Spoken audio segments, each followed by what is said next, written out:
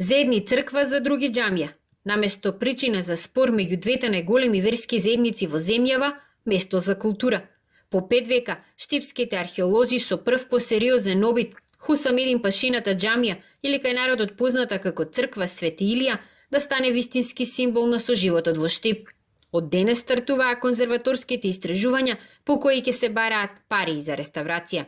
Во моментот се изведуваат конзерваторски истражувања за да се види статиката на овој објект, потоа ќе се направат геомеханички истражувања и на крајот ќе финализира целиот проект каде што сакаме да го зачуваме во изворна форма.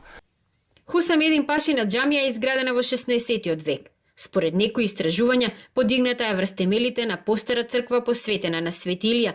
Тоа не им пречи на православните и на муслиманските верници да си ги чествуваат своите празници во истиот објект. Сега е споменик на културата од втор степен, иако со години беше предмет на спор помеѓу Македонската православна црква и Исламската верска заедница.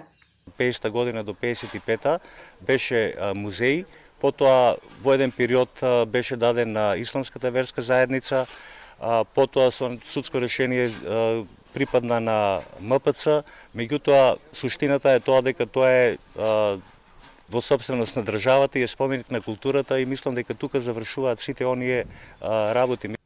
Реставрацијата и неговото ставање во функција како место за културни настани ќе значи и крај за дивите копачи кои често го посетуваа објектот, бидејќи постои легенда дека овде има закопано злато.